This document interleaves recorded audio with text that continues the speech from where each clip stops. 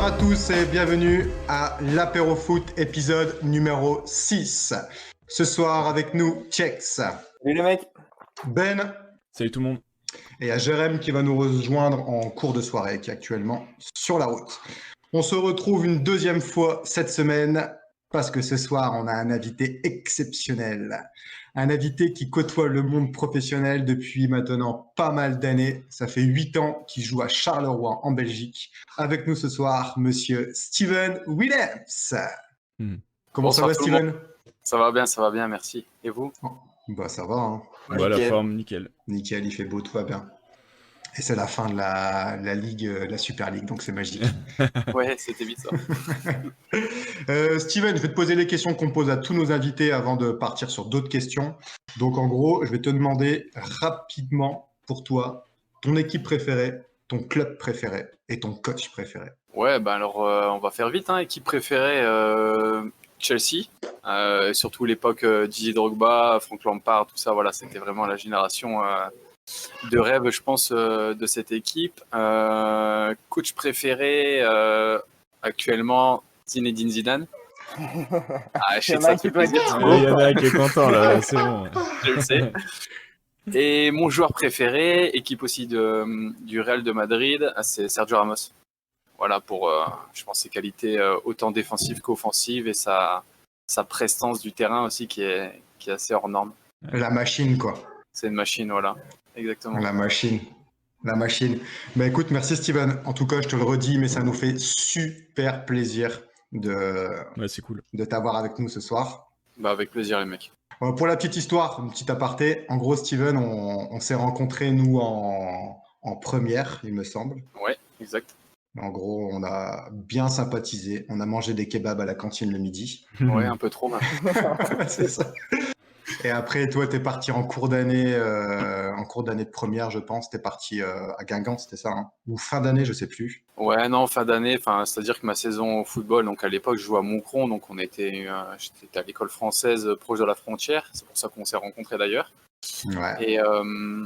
Et donc j'ai évolué à Moucron et ma saison s'est terminée un peu plus tôt, ce qui fait que mon année de cours aussi. Donc, voilà. Ouais. C'était le bon vieux temps. Et puis depuis, on a gardé un peu contact. Bon, forcément, on s'est perdu un peu de vue, mais on a toujours gardé un petit peu contact. Et puis voilà pourquoi on se retrouve ce soir. La passion du foot. Exactement. Et la passion du foot, exactement. Mais il n'y avait pas que le foot à l'époque. Ouais, il y avait un peu beaucoup de choses. Il y avait la gestion, tu vois. Économie, droit. C'était pas ma passion à l'époque. C'était pas ma passion à l'époque. Je galérais bien. Bon, en gros, Steven, le principe est simple, c'est qu'on va te poser des petites questions, toi, sur le monde du football, de ta carrière, et puis la façon dont tu vois le foot. Puis ouais. voilà, quoi. Ok, pas de souci. Ouais. Chex. Petite question pour toi. Allez. Qu'est-ce que tu peux nous dire sur la saison 2020-2021 qui s'écoule actuellement, qui touche à sa fin? Nous faire un petit bilan de ta saison toi personnelle et un petit bilan de ton équipe Charleroi au niveau européen et au niveau belge. Ouais, écoutez, suite à la saison passée, on avait fini 3e du championnat, donc on s'était offert la possibilité de jouer les barrages de l'Europa League en fait pour cette saison-ci. Ce qu'on avait plutôt bien commencé parce qu'on avait réussi à passer le premier tour et arriver au tour suivant contre l'équipe de Poznan chez nous à domicile, on a malheureusement perdu 2-1. Donc ça a un peu cassé ce rêve de pouvoir se qualifier pour ces poules d'Europa League. Ça a été vraiment dommage. Je pense que ça nous a beaucoup touché. Et derrière, en plus, sur les résultats du championnat, ça s'est ressenti. Donc on a bien senti cette déception. La saison, elle fut compliquée. Si je puis dire, on avait très bien démarré, on avait fait un 6 sur 6, donc 18 sur 18 en championnat, ce qui c'était exceptionnel pour Charleroi. Je pense que ça n'avait pas été fait depuis des années et des années, c'est même peut-être un record. Et voilà, après cette élimination en Europa League, malheureusement, les résultats ont commencé à être un peu plus variables, avec du positif et du négatif. Jusque janvier, je dirais. Donc on était toujours plutôt bien classés. Et voilà, le Charleroi faisait quand même une bonne saison. Et malheureusement, en janvier, beaucoup d'événements se sont passés entre des départs, des arrivées, des blessures, notamment la mienne. Et après ça, je pense qu'on a gagné qu'un seul match depuis le mois de janvier. Donc, ce qui a fait qu'on a fini à la 13e place, bilan donc très mauvais par rapport aux objectifs du club. Mais si je peux te couper, vous n'êtes pas non plus très loin de la 5-6e place, vous êtes à une dizaine de points. Donc, alors, c'est pas... c'est la première fois qu'on vit une saison comme ça. Je pense que c'est surtout dû par rapport aux conditions sanitaires actuelles, le fait de jouer sans supporters, où on a pu voir cette année que toutes les équipes pouvaient battre toutes les équipes, à part peut-être Bruges, qui était vraiment très très fort cette saison, un peu comme toutes les autres saisons. Donc, ce qui a fait que le championnat était très serré très longtemps, et d'ailleurs jusqu'à la dernière journée, tout s'est joué pour les qualifications des playoffs, la dernière place, match de barrage. Enfin, vraiment, il y a plein de trucs qui se sont joués jusqu'à la dernière journée. Voilà, maintenant la phase classique du championnat est terminée. Donc nous, à l'heure actuelle, on a fini 13e, on n'a plus de match de compétition officiel. Donc là, on est actuellement en mode entraînement, match amicaux pour préparer la saison suivante. Et pendant ce temps, tu as les 8 premières équipes qui ont terminé dans le championnat, qui se sont qualifiées pour Playoff 1, donc les 4 premiers, Playoff 2, les 4 suivants, et qui, eux, vont se disputer les places pour la Ligue des Champions et l'Europa League. D'accord. Les mecs qui jouent les Playoffs 2, ils peuvent prétendre terminer premier ou pas? Non, ils peuvent pas prétendre terminer premier, mais en terminant, donc Playoff 2, c'est de la 5e place à la 8e place.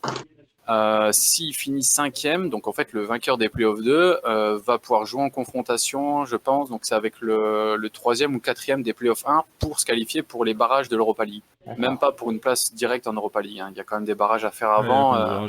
Comme pour la Ligue des Champions. On a moins de droits que les clubs anglais, français, italiens. Enfin, voilà, Alors vous n'avez pas été invité en Super League. Comment ? Vous n'avez pas été invité en Super League. Non, malheureusement. Bon, moi, j'aurais bien été. Je vous cache pas que moi, ça m'aurait plu. mais voilà. Tu m'étonnes. Et entre les matchs à domicile et à l'extérieur cette année, sans supporters, comment toi tu l'as ressenti? Est-ce que c'est des matchs amicaux que vous faites limite, enfin c'est comme des matchs amicaux que vous faites en préparation d'avant-saison? Est-ce que ça a un impact sur les résultats? Parce qu'en général à domicile, t'es plus là pour gagner ou enfin ne pas perdre surtout, et à l'extérieur aller chercher un résultat. Là, comment vous l'avez vécu? Comment c'est votre ressenti? Déjà, je vais vous répondre directement. Oui, c'est eu un très gros impact sur les résultats, clairement, notamment pour les clubs qui ont vraiment des supporters, une grosse ferveur qui à domicile et qui font vibrer les stades et pousser leur équipe. Nous, on a la chance d'avoir ce type de supporters-là, donc forcément, en jouant à domicile, ça a été un peu plus compliqué que d'habitude, je pense. Vraiment, surtout contre les plus petites équipes. Contre les équipes de niveau supérieur, Bruges, Anderlecht, tout ça, c'est toujours plus facile de se sublimer, de se surpasser. T'as de la motivation directe. C'est ça. Tu sais que tu joues contre des gros joueurs qui gagnent bien plus que toi, donc t'as qu'une envie, c'est de les battre. Maintenant, contre des équipes qui ont ton rang ou un rang inférieur, les supporters manquent beaucoup. Ça, c'est clair. Ça a un impact, sûr que puis là, le 12e homme. Il y a quand même une ferveur en Belgique assez spéciale aussi dans les stades. Ouais, Charleroi, ça donne quoi au niveau supporters? C'est vrai que nous, en France, on a peu de visibilité en fait sur le championnat belge. Ouais, je comprends bien. D'ailleurs, quand j'étais en France, je connaissais très peu Charleroi aussi, donc ouais. Charleroi, en termes de supporters, ça fait partie des clubs qui ont la réputation d'avoir des supporters vraiment assez chauds pour pousser leur équipe. C'est peut-être pas les plus chauds parce qu'il y en a. Enfin, je pense que Bruges, le stade est toujours plein et le stade est plus grand, donc forcément, ça fait plus de bruit. C'est beaucoup plus conséquent. Le Standard de Liège aussi, c'est assez chaud. C'est le club rival de Charleroi, donc je peux vous dire que les confrontations, elles étaient un peu tendues. Donc voilà, Anderlecht, ça va. Je pense que vraiment l'équipe référence en Belgique, c'est plutôt Bruges au niveau des supporters, où tu sens qu'il y a un réel impact sur le match. Ouais.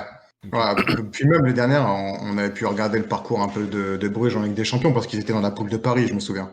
Ouais. Et j'avais regardé les deux matchs, le match aller-retour contre eux, et c'est vrai qu'en termes de jeu, c'était quand même costaud. Hein. C'est quand même costaud. C'était pas mal, ouais. Ils ont vraiment des bons joueurs, plutôt jeunes en plus, donc prometteurs. Ils font partie des meilleurs centres de formation en Belgique, donc c'est plus facile pour eux aussi, donc d'attirer les joueurs et de les faire évoluer. C'est un peu un PSG ou un Lyon, par exemple, en France. Hein. Ouais. Et à Lens, beaucoup plus à gros Lens. budget ou à Lens. Lens, ça reste un bon club formateur, hein. Faut pas cracher dessus. Ouais. Ah, je sais que t'es lensois, toi, hein, Thibaut, c'est vrai, j'avais pas pensé. Et ouais, souviens-toi.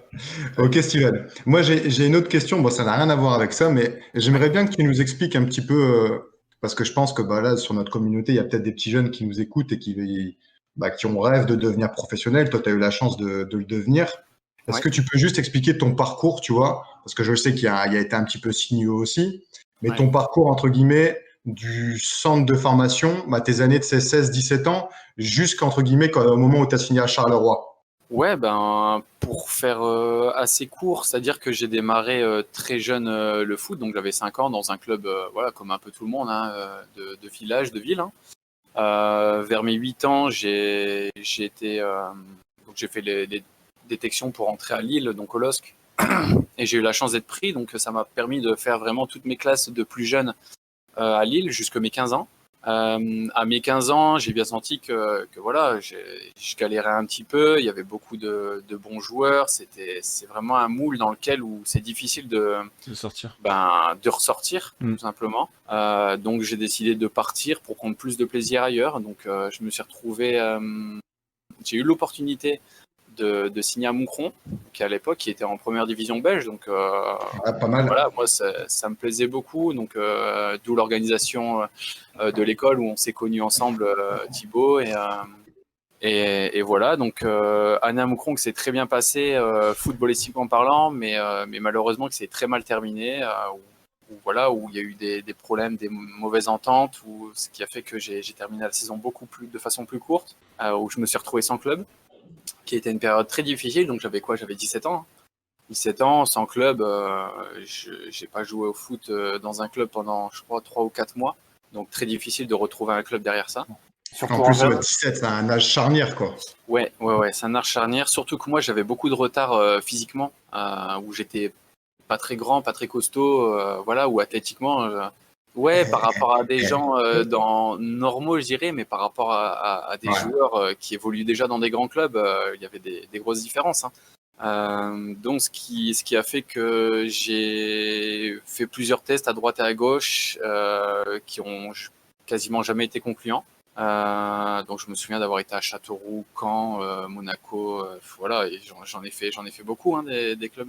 Et malheureusement, jamais de bons retours. Je commençais même à me décourager, donc et à force de persévérance, avec un test à Guingamp, donc à l'époque, l'entraîneur était séduit et m'a proposé de venir, donc d'où le déménagement pour moi là-bas. Donc je suis parti tout seul là-bas pour aller à 17 ans à Guingamp, à l'aventure, où j'ai fait 4 belles années là-bas entre la scolarité et le foot, où il y avait une bonne association. Donc je pense que ça aussi c'est important pour les jeunes, de pouvoir trouver l'association entre le scolaire et le foot, hein. Vraiment, ils avaient une bonne structure là-bas, donc c'était très intéressant. Ça m'a permis d'aller jusqu'en équipe réserve là-bas à Guingamp, donc j'avais quoi, 20 ans je pense quand je suis ressorti, 20-21 ans, et donc de là, voilà, le passage pro très difficile, parce que À vraiment, Guingamp, c'est impossible. voilà, c'est ça. Donc cette période-là, ça a été aussi difficile dans le sens où voilà, tu vas jusqu'en équipe réserve, tu touches au monde professionnel, tu sais qu'il est juste au-dessus, et tu sens que tu grattes, mais tu n'arrives pas à y aller, donc pas facile, et c'est pas facile surtout de l'accepter.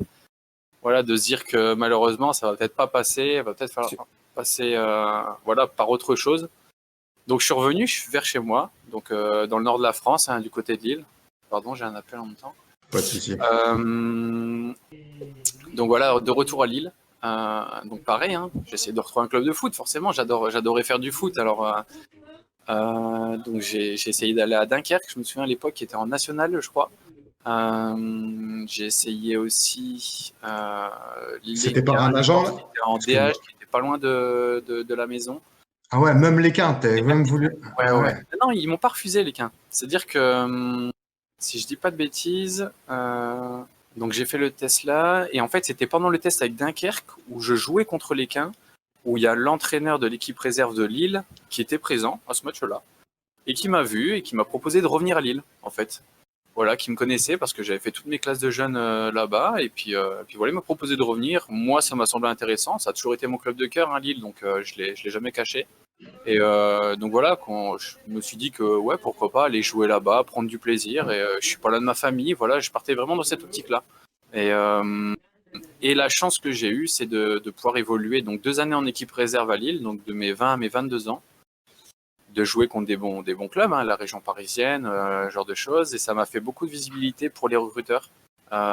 Notamment un recruteur de Belgique, donc du club de Charleroi, qui lui est venu me chercher. Et de là, j'ai démarré ma carrière professionnelle. On m'a proposé un contrat professionnel, j'ai sauté sur l'occasion et c'est comme ça que ça s'est lancé.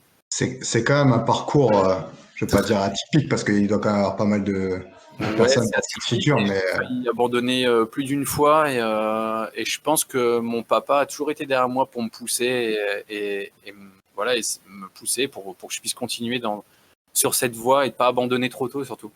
Petite dédicace à Papa Williams alors. Ouais, exactement. Ok, Voilà un peu merci. mon parcours. Bah écoute, chouette parcours en tout cas. Ouais, c'était cool. Ouais, Chouette bah, parcours. il y a des parcours beaucoup plus faciles. Ça, je pense à tous ces jeunes qui font leur formation dans des clubs professionnels et qui sortent dans ces clubs-là avec une facilité parce qu'ils ont du talent. Et ben moi, je pense que je faisais partie de cette deuxième catégorie de joueurs qui avait un petit potentiel, mais qui a dû beaucoup travailler pour le travailler surtout. Mais en tant que défenseur central, tu trouves pas que c'est aussi plus dur pour les jeunes d'accéder à l'équipe première?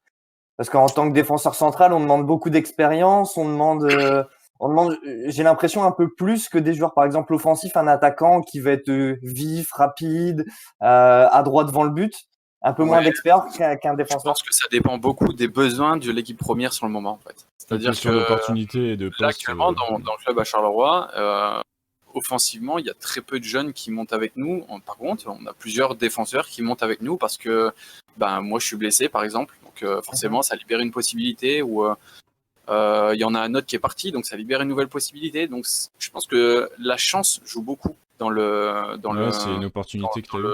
dans ce domaine-là. Et à partir du moment où tu as la possibilité de monter dans le niveau professionnel, donc avec l'équipe première, forcément que là, derrière, faut être bon parce que faut montrer que tu as des qualités pour pouvoir y rester. Ouais, t'as la chance une fois, t'en auras peut-être pas deux, quoi. Ouais, ça c'est vrai. Maintenant, je pense que la chance provoque aussi beaucoup de travail fait que tu peux atteindre un objectif. Ouais.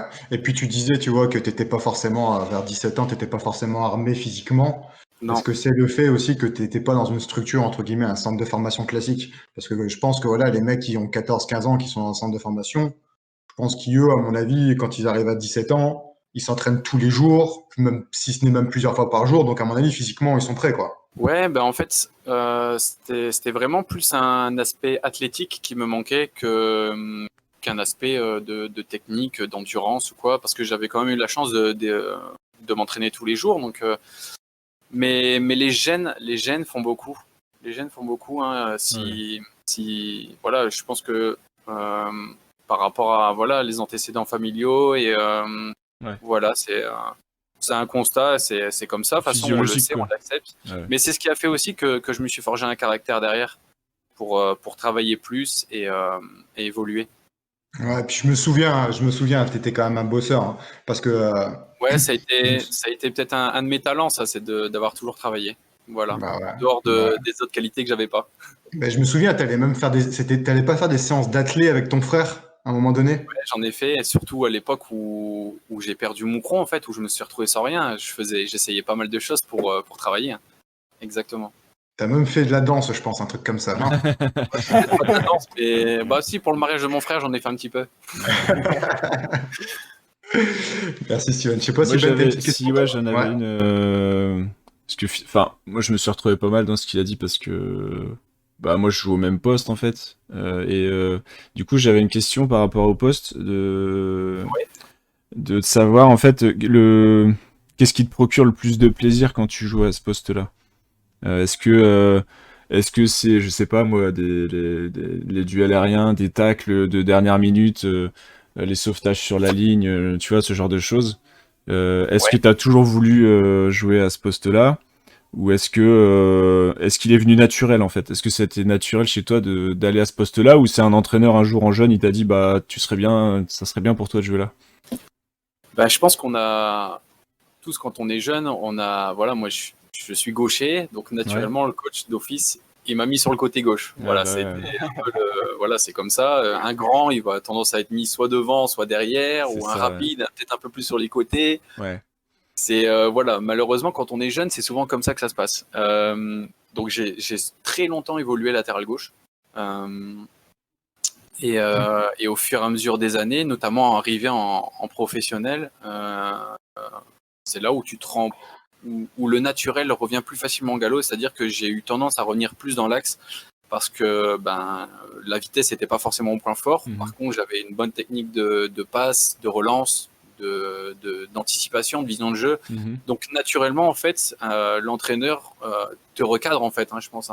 Tout simplement, en professionnel, c'est là où tu vois vraiment ton poste définitif. Ouais. Même si je sais que de temps en temps, et ça arrive encore en club professionnel, qu'un attaquant redescend de milieu et finisse même défenseur central de temps en temps. Ouais, bien sûr. Ouais. Et au niveau du plaisir là que te procure ce poste-là, au niveau du plaisir, je suis pas un tacleur fou d'office. Ouais. Moi, j'ai rarement le cul à terre. Okay. Je suis plutôt donc dans l'anticipation, donc j'adore récupérer le ballon de façon très propre. Et la relance, c'est jouer au foot. J'adore le beau jeu. J'ai une formation lilloise, donc je me souviens avec Rudy Garcia, c'était repartir de derrière. Il y avait vraiment des systèmes de jeu bien adaptés. J'ai beaucoup appris de cet entraîneur. Donc un style plutôt latin que anglo-saxon à prendre des ballons de la tête, dégager devant et puis. Ouais, bien sûr. Surtout à l'heure actuelle. Maintenant, j'ai 30 ans, donc autant quand j'étais plus jeune, j'étais très agressif, très hargneux, donc je rentrais beaucoup dans les duels. Donc duel aérien ou voilà, donner des coups, ça c'était un peu mon dada, surtout pour compenser un peu mes faiblesses. Mais maintenant je suis beaucoup plus posé, donc beaucoup plus dans la réflexion. T'as pris l'expérience. Intelligence de jeu, voilà, c'est beaucoup plus mon domaine que l'agressivité et les duels. Okay. Et en type de football, du coup, le football belge, tu le trouves différent du football français ? Par exemple, on dit souvent que le football belge, il ressemble plus au football anglo-saxon plutôt qu'au football français. Ouais, il est différent du football français. D'ailleurs, ça nous est arrivé beaucoup de fois en match de préparation d'affronter un club français et tu ressens bien la différence entre l'aspect tactique français et belge où il y a beaucoup plus de tactique défensive au niveau de la formation française. Et de patience surtout dans le jeu. C'est-à-dire qu'en Belgique, si tu prends trop le temps de construire ton action, tes supporters vont pas être contents. Ouais, ils ont moins cette patience, connaissance de football en fait, de patience et de mise en place, de voilà, ce genre de c'est beaucoup avant, allez, on y va, à l'abordage. Voilà, c'est ce qui fait que les matchs ont tendance à se découdre au fur et à mesure du temps. Ouais. Ça démarre plutôt organisé, au fur et à mesure du temps, tu sens que les espaces se libèrent et voilà, c'est un peu plus foot en folie. Et donc, puis la 90e arrive. Ça ressemble plus à un match anglais en fait, qu'un match français. C'est un match anglais avec une bonne bière à la main, tu vois. Avec la jupe. Ouais, match anglais mixé avec un peu la faculté hollandaise où c'est très très offensif. Ouais, donc. Moi, j'ai une question, Steven, par rapport à ta longévité à Charleroi. Ouais. Tu as fait énormément de matchs, c'est aux alentours de 150, c'est ça, avec Charleroi? Ouais, je sais pas trop. Honnêtement, je sais pas trop. Mais oui, on va en être là, ouais. 158 matchs. Ah bah voilà. Voilà, 158. Merci Monsieur Stat. Le mec octa, quoi. Le mec octa. Est-ce que c'est pas énorme, on va dire, pour une carrière, même si elle n'est pas finie, mais c'est déjà pas mal. C'est déjà pas mal. La question, c'est est-ce qu'à un moment donné, à Charleroi, tu as eu des propositions de partir ailleurs? Et qu'est-ce qui a fait, si toi, tu en as eu, qu'est-ce qui a fait que tu es resté là? Et du coup, comment ça se fait que ça fait aussi, parce qu'on va dire, on va pas se mentir, 8 ans dans le même club à un niveau professionnel, c'est quand même rare pour le souligner, quoi. Ouais, c'est rare. Je pense que c'est les circonstances qui expliquent tout ça. C'est-à-dire que j'ai souvent fait des bonnes prestations quand j'ai joué. Mais j'ai souvent été freiné par des blessures. Donc, ce qui a fait que le club a toujours voulu me conserver parce qu'ils savent de quoi je suis capable sur le terrain. Mais malheureusement, les blessures ont toujours fait que ça m'a toujours un peu freiné dans mon évolution et que ça m'a pas permis de faire une carrière plus flamboyante, hein, tout simplement. T'as eu des grosses blessures, toi? Ouais, j'ai eu le ménisque quand j'étais plus jeune, donc ça c'était juste avant d'aller à Charleroi. Ouais. Après, dans l'année où j'ai été mon top niveau, donc c'est mes 26-27 ans, je me suis fait le croisé l'avant-dernier match de championnat, donc avant la période de transfert. Donc de là, forcément, ça fout Ça freine les clubs. Ouais. Et d'ailleurs, après ces blessures-là, ça a un peu changé ça a un peu changé mon fusil d'épaule, c'est-à-dire que derrière, j'ai mis donc 6-7 mois pour revenir sur le terrain, mais même en revenant sur le terrain après 6-7 mois, t'es pas non plus encore le même joueur que tu l'étais avant. Hein. Il y a des choses qui ont changé, donc de là, j'ai dû adapter mon football. Et je pense que c'est à partir de là où j'ai commencé à changer, où j'ai été moins dans l'agressivité et plus dans la réflexion. Ah bah oui. Ouais. Et voilà, donc, les opportunités, j'ai jamais eu de truc sur la table pour me dire, voilà, t'as ça, tu peux partir. Voilà, ça, je l'ai jamais eu. Je pense vraiment que j'aurais pu avoir quelque chose si j'avais pas eu les croisés. Vraiment. Je sais que c'est un cliché. Je sais que souvent on dit, voilà, ma carrière, je me suis fait les croisés. Thibaut, tu sais ce que c'est? Il me semble que tu les as eu, les croisés. Ouais, j'ai eu pire que ça, mais c'est pas grave. Voilà. Et je sais que c'est un cliché, que voilà, souvent c'est une excuse pour beaucoup. Malheureusement, je l'ai vraiment vécu et j'en ai des regrets de cette blessure, malheureusement. Après, même avec cette blessure-là, ce qui est quand même remarquable, c'est que ça fait 8 ans que tu es dans le monde professionnel et tu as toujours su chaque année jouer pas mal de matchs, quoi. Ouais, ça c'était je veux dire une chance pour moi, c'est d'avoir toujours su revenir malgré les difficultés que j'ai eues. Encore cette saison, hein, je veux dire, on a changé de coach il y a 2 ans. Début de saison, j'ai failli partir, donc il y a 2 ans, failli être prêté, et puis en fait le nouveau coach a voulu que je reste, malgré que la direction, eux, aurait préféré que je sois prêté pour récupérer du temps de jeu ou autre, parce que après les croisés c'était pas facile. Ouais. Et je suis resté au final, le transfert s'est pas fait, et voilà. Et je crois que quelques matchs après le championnat, j'ai eu l'opportunité de jouer. Et puis depuis ce match-là, après, j'ai pu jouer, j'ai tout joué, j'ai pu bouger de l'équipe. Donc quelquefois, bouger, c'est pas toujours le meilleur choix non plus. Ouais. Quelque part, j'ai gardé de la sécurité en restant à Charleroi. J'ai eu la confiance de la direction aussi, qui m'a beaucoup apporté, qui m'a toujours soutenu. Donc à partir de là, quand ça va bien, il faut aussi savoir l'apprécier. Bah oui. Ouais, Tu te souviens un peu de ton parcours et du coup tu te dis que voilà, je viens quand même d'un. Ton parcours t'aide j'ai toujours aussi. été reconnaissant honnêtement envers Charleroi, hein, Ouais, voilà. parce que le contrat professionnel, j'y croyais plus trop au moment où je l'ai eu sous les yeux. Ouais. Donc c'est aussi pour ça que je pense que tant qu'ils décideront pas de m'éjecter du club, je donnerai tout pour le club, et que je suis devenu peut-être Carolo maintenant, c'est peut-être mon ADN. Non, mais c'est top. En plus, c'est vrai que dans le football actuel, je pense que c'est plus l'impatience qui prime. Ou justement, le fait de t'entendre dire ça, c'est cool et c'est plaisant, quoi. Après, c'est maintenant, l'impatience, je pense. un jeune de 18 ans qui va pas jouer. C'est le fait de vouloir aussi toujours aller chercher plus haut de temps en temps. Ouais. Alors de temps en temps, c'est vrai que prendre le risque d'essayer d'aller voir ailleurs et tout, ça peut être payant. Ouais, ça peut payer. Clairement, si ça se trouve, si je n'avais pas signé mon précédent contrat, par exemple, si j'avais décidé donc à la fin de mon année de contrat de partir et de tenter autre chose, peut-être que ça aurait été payant, mais l'herbe n'est pas toujours plus verte ailleurs, et malheureusement, si tu tombes sur quelque chose qui ne te convient pas ou quoi, tu as toujours peur de ne pas savoir retomber sur tes pattes après. Hein. Ouais. J'ai vu que tu avais dû réfléchir un peu au dicton quand même. Ouais. Pas dire de bêtises non plus. Je sais pas, Ben, tu vas enchaîner? Ouais, sur un peu l'aspect. Tu disais que t'avais eu Rudy Garcia en entraîneur. Savoir s'il y avait d'autres personnes qui t'avaient un peu marqué dans ta carrière, et si même si elles sont pas forcément connues du grand public, mais savoir un petit peu s'il y a certaines personnes qui t'ont pas activé certains leviers, mais qui t'ont amené certains déclics, tu sais, dans le jeu ou même dans ton futur parcours, quoi, tu vois, qui t'ont fait prendre certaines décisions. Si tu vois un petit peu ce que je veux dire. Ouais. Bah j'ai eu beaucoup d'entraîneurs, hein. Donc, Ah, je me doute, ouais. j'en ai vraiment beaucoup, pas forcément des très connus. L'entraîneur qui m'a permis de vraiment avoir plus confiance en moi. Donc j'ai eu Eddie Callart aussi à Moucron quand j'étais plus jeune. Donc c'est lui qui m'a recruté d'ailleurs à Moucron. Entraîneur très agressif dans le bon sens du terme, c'est-à-dire qu'il voilà vraiment dans la gagne.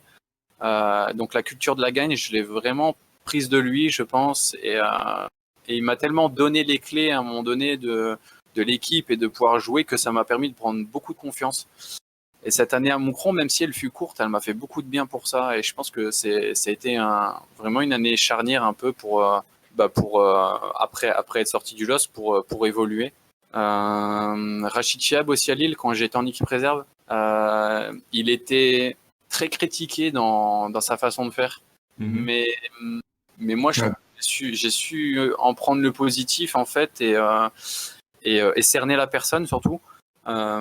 Qui était une personne très fermée en fait, hein, voilà, difficile avec qui dialoguer, qui avait vraiment ses idées, tout ça, mais une fois que tu comprends bien sa façon de faire, sa façon de travailler, et que tu es très à l'écoute, tu apprends beaucoup.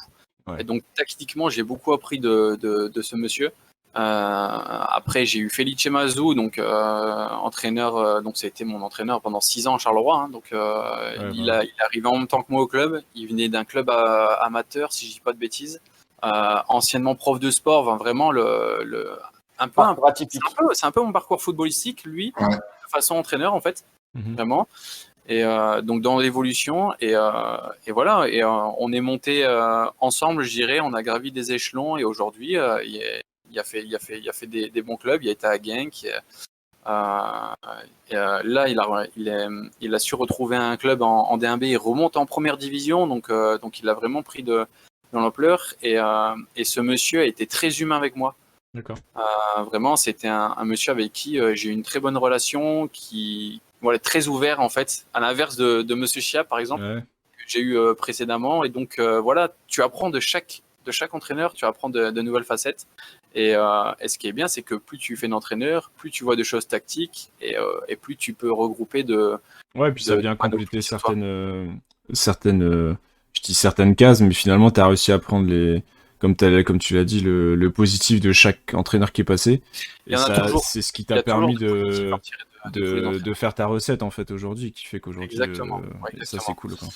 Et pour aller plus loin, j'ai l'ambition après ma carrière de devenir entraîneur, et c'est ce qui fait que chaque fois que je croise un coach, même le coach actuel que j'ai eu, tu demandes des tips ou des petits conseils. Malheureusement, nous quitter en fin de saison pour la saison prochaine, on aura un nouveau coach, donc Karim Belossine. Même voilà, de tous les coachs, j'arrive à tirer vraiment de l'enseignement et du positif. Ouais, ça faisait partie des questions que j'allais te poser sur ce que tu voulais faire après le foot. Mais c'est bien, c'est une bonne chose. C'est une bonne chose. Bon, c'est encore tôt, hein, c'est encore tôt. Non, mais c'est bien. C'est bien. Et puis ouais, t'as raison de prendre le positif de chacun. Au final, c'est ce qui sert à avancer, quoi. Mais pourtant, Chiab, on en avait eu des échos. Nous qui sommes du nord de la France, Chiab, c'est vrai que c'était pas les échos très positifs. Et moi, pour être honnête, quand j'étais encore en 14-15 ans à Lille, il entraînait donc les 18 ans nationaux juste à côté du terrain. C'était ça gueulait. Hein. J'avais pas envie d'y aller. Hein. Non, mais c'est bien, s'il y a des jeunes qui nous écoutent, ça peut permettre aussi de... Déjà, quand on est en phase de... Pour moi, même quand on joue encore en demi-terrain, ou quand on commence à jouer sur grand terrain, on commence à avoir des entraîneurs qui commencent à gueuler un peu plus. Le message à faire passer, c'est d'écouter, en fait, finalement, ce que... Ouais, finalement, tu dois plus écouter et... moins prendre les choses à cœur, moins personnellement, mais plus écouter vraiment le fond qui essaie de te faire passer. Après, oui, forcément, si le monsieur il t'insulte, ok, d'accord, là, forcément. Là, c'est un peu compliqué. Après, tu vois, toi, Steven, dans ton cas, c'est que t'as eu Chiab au final à Lille, où t'avais déjà un peu plus de maturité. Parce que tu l'as eu, t'avais quel âge quand t'arrivais au LOSC au final? J'avais 20 ans. J'avais 20 ans, je l'ai eu de mes 22 ans. Donc forcément, j'avais plus de maturité. Plus de recul aussi Il y sur avait des la. jeunes aussi avec nous dans l'équipe, mais oui, c'est vrai que je dis pas, je pense qu'il était un peu moins sévère qu'il était les années précédentes. Je pense qu'il s'est aussi lui-même assagi peut-être avec le temps aussi. Mais ce monsieur-là a vraiment.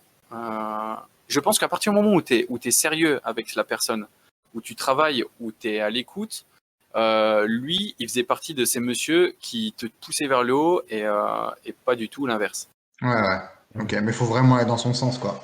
Ben, c'est pas vraiment aller dans son sens, mais c'est plus, voilà, s'il demande quelque chose, essaie de le respecter, fais ce qu'il dit, et tu verras que derrière, tu auras de la reconnaissance. C'est ça. Ok. Chex? Ouais. Petite question, tu viens de quelle génération t'as joué avec quelle génération au LOSC? Parce que forcément, club du Alors, coin. moi, je suis 90, donc actuellement, est-ce qu'il y a des joueurs qui sont pro de ma génération? Je sais qu'il y a eu Sana Altama à un moment donné qui a joué en première, en deuxième division en France. Je me souviens plus des clubs. Eden, non? Eden Hazard. Bah, il n'est pas de ma génération. J'ai eu l'occasion de m'entraîner avec lui. Donc à l'époque, Rudy Garcia, bah, forcément, j'ai connu des bons joueurs. Hein. À cette époque-là, c'était une sacrée team. Bah, Flo Balmont, Pedretti, Salomon Kalou, j'en passe. Mazumba, Gervinho. Ouais, voilà, bah, il y avait des noms. Hein. Il y avait des noms. Nous, moi, j'étais le petit jeune, même si j'avais 20 ans, j'étais impressionné, quoi. Donc, Ouais. Tu m'étonnes. et encore, Eden était plus jeune que moi. Il me semble que c'est un 91 ou 92, lui. Donc, mais bon, c'était déjà la star de l'équipe. Donc, Ouais, c'était la machine. Eh ben justement, tu parles d'Hazard. Moi, j'ai une question par rapport à ça. Et à mon avis, on a déjà dû souvent te la poser. C'est qui pour toi le plus gros phéno avec qui soit toi tu es joué ou que tu as rencontré sur un terrain?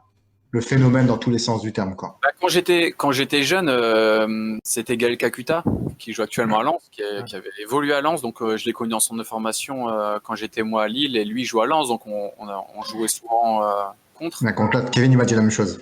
Bah ouais, bah, il avait la faculté Pourtant, il n'était pas plus grand que moi, hein, mais il sautait plus haut, il courait plus vite, il était plus technique, et il y avait tout en plus fort. Donc, tu sentais joueur avec un potentiel, et tu disais, c'est pas possible, quoi. T'es nul à côté, en fait. Hein.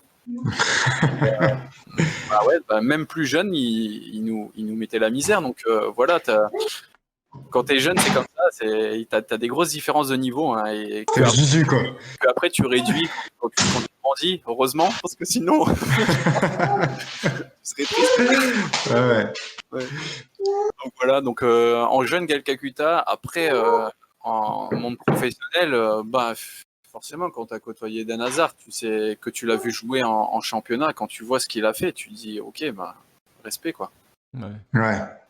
Tu sais qu'à l'entraînement, t'étais arrière droit, tu sais que l'entraînement, vaut mieux peut-être le passer en arrière gauche, quoi. Parce que... Voilà, malheureusement, c'était pas non plus un grand travailleur à l'entraînement, donc il s'entraînait, sans se sublimer. Mais par contre, en match, il Bah, je pense que aujourd'hui il le paye quoi. Mais bon, un petit peu. Ah bah oui.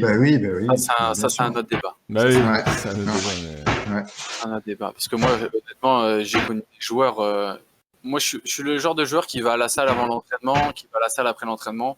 Parce que j'ai besoin de me préparer, de m'étirer, de faire attention à moi pour éviter les blessures et voilà, être performant. Mais j'ai vu des joueurs passer leur temps dans le vestiaire à rien faire, jouer 90 minutes, pas faire de récupération, manger des chips, s'entraîner tranquillement, rejouer tous les matchs comme ça et il faut des carrières de 6 ans. Donc voilà. Comme quoi, t'as la génétique qui fait. Hein. Je reviens sur les gènes et la capacité intrinsèque du joueur. Bien sûr. Malheureusement, on n'est pas tous égaux. Non. Ouais. C'est comme ça. Je pense qu'il faut faire avec le potentiel et le physique que tu as. Il faut s'adapter. Ouais. C'est quoi, explique-nous, Steven, une semaine type pour un footballeur professionnel. C'est quoi une semaine type au final pour toi? Donc pour un joueur normal, un joueur qui s'entraîne et qui joue le week-end, donc mettons le match c'est le samedi, lundi tu as entraînement, matin ou après-midi ça dépend parce que de temps en temps ils adaptent leur prise pour laisser un peu plus longtemps le week-end se prolonger ou pas. Donc entraînement, généralement tu as une fois entraînement le lundi, tu as 2 entraînements le mardi, donc mardi après-midi, matin, après-midi, pardon. Le mercredi, nous, on a entraînement le matin. Après-midi, c'est plus axé sur la récupération. Donc, soins, salle pour ceux qui en ont besoin. Ou c'est même arrivé qu'il y a des spécifiques adaptés pour les plus jeunes, peut-être.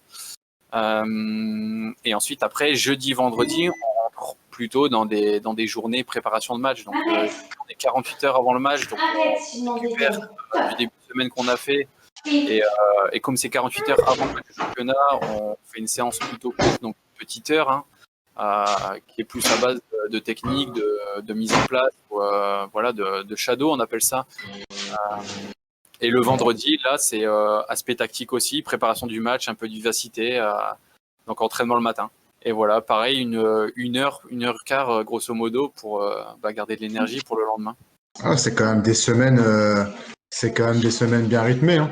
Ouais, il y a des périodes où ça va être très intense, où on va jouer tous les 3 jours. Alors une semaine où on joue tous les 3 jours, là t'as pas de congé le dimanche, hein, tu t'entraînes le dimanche matin, donc tu joues le samedi, tu t'entraînes le dimanche matin, tu t'entraînes lundi matin, mardi tu sais que tu joues, donc tu joues mardi, mercredi matin t'as un nouveau entraînement, jeudi matin t'as un entraînement, samedi tu recommences. Donc c'est hard, hein. C'est pour l'organisme, c'est vrai que c'est dur.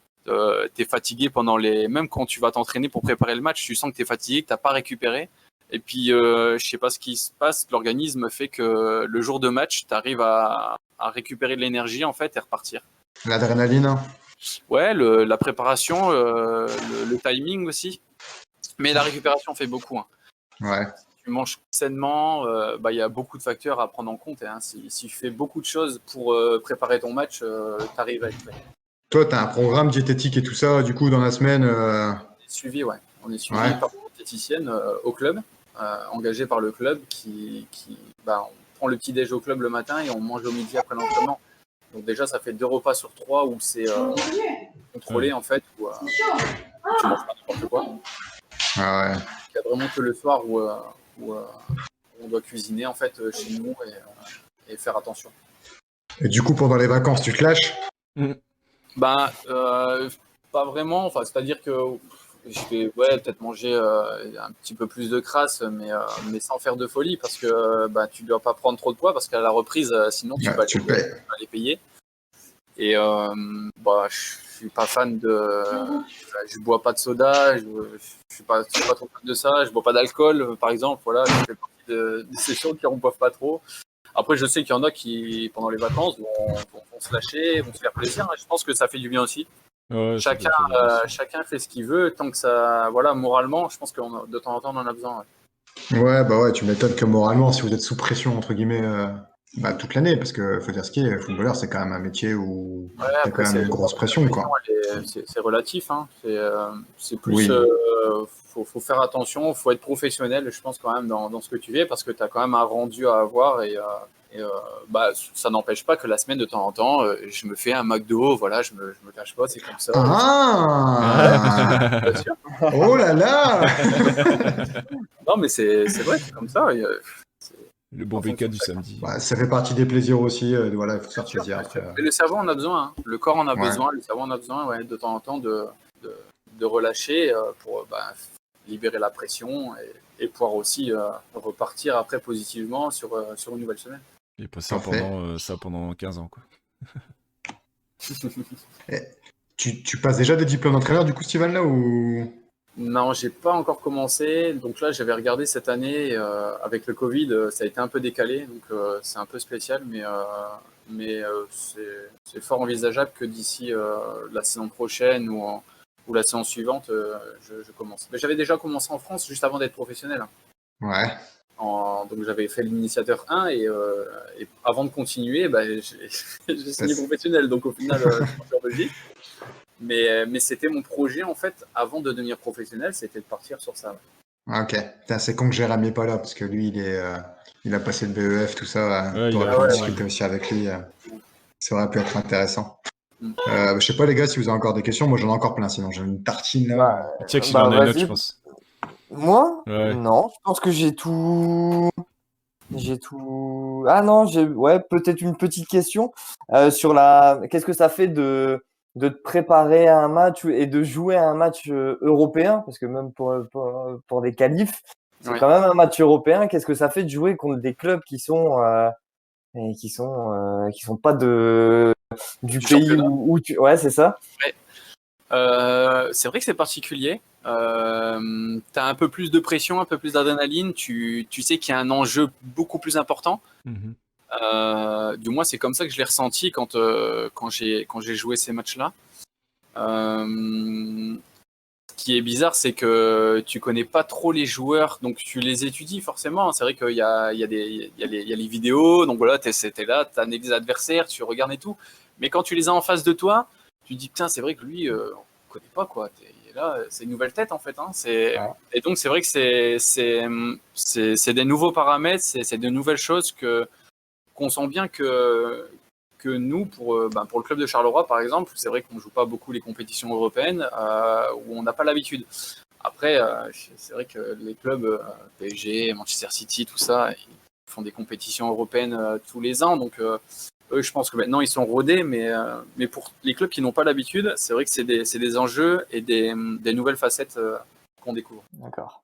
Moi, j'ai une autre question, Steven. Moi, je te suis un peu de loin, et puis des fois, je tombe sur une interview de toi, je sais pas, soit sur le site de Charleroi ou sur YouTube et tout, et j'ai l'impression de revoir exactement le même Steven maintenant que celui que j'ai connu quand j'avais 17 ans, tu vois. Le mec simple, cool, détendu, tu vois. Et pourtant, on pourrait se dire, ben, tu deviens footballeur professionnel, ça peut peut-être te monter à la tête, tu vois, je sais pas. Qu'est-ce qui a fait que toi, t'es resté au final le même? Je sais pas comment répondre. En français, s'il te plaît, réponds en français. Euh, écoute, je pense que c'est mon caractère et ma façon d'être. Euh, même dans le vestiaire et tout, je m'entends avec tout le monde. Je pense que je suis un gars facile à vivre. J'essaie de faire du bien autour de moi. Donc maintenant que je fais partie de la panel plus vieux que jeune, donc j'essaie d'aider les plus jeunes du club, donc avec mon expérience. C'est vrai que j'ai toujours eu de bonnes relations avec beaucoup de monde, donc moi j'espère garder ça en fait, et je pense que c'est mieux comme ça en fait, hein, voilà, de s'entendre avec tout le monde et prendre la grosse tête. Alors je comprends ce que tu veux dire, hein. C'est vrai que le monde professionnel de temps en temps peut monter à la tête et tu peux perdre de pied. Les médias en Mais jouent tôt ou beaucoup. tard, Hein. je pense que si tu fais ça, ça va te retomber dessus. Il y a des croyants, il y a des non-croyants, il y a ceux qui croient au karma. Moi, je suis plutôt du genre à croire au karma, donc plus je fais de bien autour de moi, et mieux c'est pour moi. Ouais, c'est parfait, hein. C'est parfait. Mais c'est vrai qu'il y a la personnalité qui fait beaucoup, mais Ouais, bien après, sûr. vous êtes dans un monde, dans un milieu où il y a beaucoup, tu vois, il y a beaucoup d'argent qui circule. Voilà, ça a un impact aussi un peu médiatique, donc c'est vrai que ça pourrait vite Je connais pas trop les médias te en monter la Belgique, tête. comment ils sont par rapport, parce que on voit beaucoup, tu sais, les médias des grands championnats, mais en Belgique, je sais pas trop si les médias ils mettent autant de pression Non, non, que... non. Non? Les médias, honnêtement, non, on n'est pas mis sous pression. C'est pas comme en Espagne, par exemple, où Ouais. l'entraîneur va se faire virer tous les jours. Ouais. Bah ouais, c'est ça, Ouais, Mais non, non, non, c'est moins excessif, c'est plus light. Bon, par contre, c'est sûr que les journalistes, il faut quand même se méfier dans le sens où ils ont tendance à transformer ce que tu dis. Je prends en même temps, je me mets à leur place, ils essaient de vendre leur papier, donc, faire des gros titres et tout ça, c'est naturel. Hein. C'est à nous en retour à bien mesurer nos paroles et à faire attention parce que c'est parfois à cause d'eux qu'on peut s'attirer des problèmes alors qu'à la base on n'a rien dit de mal. Donc, bah ouais, ça arrive souvent. ouais, tu dois être dans le contrôle de tout ce que tu dis, quoi. alors Ouais. sachant que nous on doit faire attention, je pense vraiment dans les grands championnats, le club a intérêt à contrôler vraiment les joueurs et tout ce qui est interview parce que ça doit être difficile dans les plus grands clubs. Ouais. Ouais, c'est... Tu sens que c'est stéréotypé, quoi. Les réponses, elles sont. Bah, Après. tu vois qu'ils ont été coachés, C'est quoi. malheureux, mais c'est vrai que souvent on a tendance à redire la même chose, hein, parce que les questions reviennent. Ouais, bien sûr. Tu te répètes ou tu ressens la même chose, mais en même temps, c'est la sécurité. Hein. C'est la sécurité pour pas dire de bêtises. Ouais. Ouais. Bon, en gros, Steven, on a vu cette année, 30 ans, t'es devenu papa. Bah, encore félicitations, hein. Ça, c'est une Merci. bonne nouvelle. Tu vas avoir un an, ton petit cerveau. Il va avoir un. Le 4 juin, il y aura un an. Ouais, c'est beau. Et qu'est-ce qu'on peut te souhaiter, toi, pour la suite, du coup? Bah écoute, là, je suis en train de revenir tout doucement de ma blessure, donc j'aimerais, et je touche du bois, la saison prochaine jouer tous les matchs. T'y as pas commis. Jouer, j'adore jouer, hein. Honnêtement, quand je me retrouve sur le terrain, voilà, c'est mon plaisir, donc je demande que ça. Limite, j'aime même faire jouer les matchs. Je touche du bois pour que ça se passe bien, que j'ai plus trop de blessures. Je travaille beaucoup pour ça, donc j'espère que ça va payer parce que j'aimerais encore de belles années avant de passer à un nouveau chapitre. Donc voilà. Tu t'es fixé un âge limite à la Victorino Hilton ou? Non, je me fixe pas d'âge limite, hein, mais par contre, c'est vrai qu'à 30 ans, tu prends un coup de vieux. Hein. Ça moins bien. Les préparations sont plus dures. Enfin, voilà, c'est vrai que le corps commence à fatiguer. Ces années où tu as cravaché pour performer, en fait. Et voilà. Bon, c'est top. Hein. C'est top. Je sais pas, les gars, si vous. Non, moi ça va. On a fait le tour, je pense. Hyper intéressant. Ouais, c'est nickel. Avec plaisir. Steven, encore un grand merci à toi. Merci beaucoup. Et puis, on va suivre le reste de ta carrière, hein, puis en espérant que tu puisses jouer beaucoup de matchs l'année prochaine. Ouais, j'espère remettre un ou deux buts aussi, ça me ferait plaisir. Hein. Ça fait longtemps que je n'ai pas marqué. Ça fait partie des plaisirs du défenseur central d'en mettre un ou deux de temps en temps. Ouais. Ça serait beau. Attends, les 2 buts que j'ai mis pour le moment dans ma carrière, c'était défenseur central, donc il y a peut-être moyen. Ah bah voilà. Ouais. Non, les 3 buts. T'es à 3 buts, 4 passes D. Pour la petite stat. Tous mes stats, tu connais mieux que moi. Laisse tomber, check. Après, on peut te souhaiter de jouer avec des champions aussi. C'est vrai que dans mes objectifs, je pense que le premier objectif que j'aimerais, c'est pouvoir finir dans le haut tableau en championnat et essayer de me qualifier au moins pour une Coupe d'Europe. Ça serait exceptionnel. À chaque fois, j'ai touché à 2 reprises le truc du bout des doigts et malheureusement, c'est passé à côté de peu. Donc voilà, ça peut faire partie de mes souhaits. Les objectifs du club, c'est de jouer le haut tableau? Ouais, à l'heure actuelle, c'était les objectifs du club. Là, on a une grosse désillusion cette saison, donc à voir comment ils vont redéfinir les objectifs pour la saison prochaine, parce qu'il y a un gros chantier de reconstruction à faire entre le nouveau coach, plein de nouveaux joueurs. Enfin voilà, c'est. Ouais. Donc je suis pas sûr qu'ils vont fixer l'objectif de jouer au tableau dès la première année. C'est instable encore. Voilà. Ouais, j'ai vu l'année dernière, il y avait qui? Avec Guillaume Gillet qui avait signé chez vous. Ouais, très bon joueur, très bon mec. Hein. Ouais, franchement, très régulier. Il se donne toujours sur le terrain, c'est agréable. Ouais, j'étais un peu deg qui était parti de Lens comme ça. Il aurait bien voulu rester en fait. Hein. Ouais, j'avais vu sur les interviews qu'il aurait bien voulu rester, mais bon. Ouais. Après, c'est un monde comme ça, hein, que tu veux. Ah ouais, bien sûr. Bon, ça roule, Steven. Voilà, les mecs. Super, merci beaucoup. Merci à toi. À bientôt, passez une bonne soirée. Ouais, un vrai plaisir de t'avoir. C'était cool. Ouais, au plaisir, quand tu veux. On essaiera de venir te voir l'année prochaine quand tu joueras un match. Ouais, tu me contactes. Et qu'on peut venir aussi, parce que là, pour l'instant, c'est pas encore gagné. Dans les ultras. Ouais, j'avoue, on viendra manger une frite à Charleroi. Tu sais, dans le nord de la France, il y a des bonnes frites aussi. Oui. Et tu sais, le nord et la Belgique, c'est la même chose. Hein. Ouais, c'est ça. C'est nos copains belges. Ouais. Et ton favori pour l'Euro, Steven, c'est qui? C'est la France, hein. Qu'est-ce que tu veux? Je suis français. Dans l'âme, je suis français. Hein. Ah oui. Bon, ça marche. Ouais. Un grand merci, Steven. Bonne soirée à toi. Merci. Bonjour. Bonne soirée à toi. Allez. Ciao.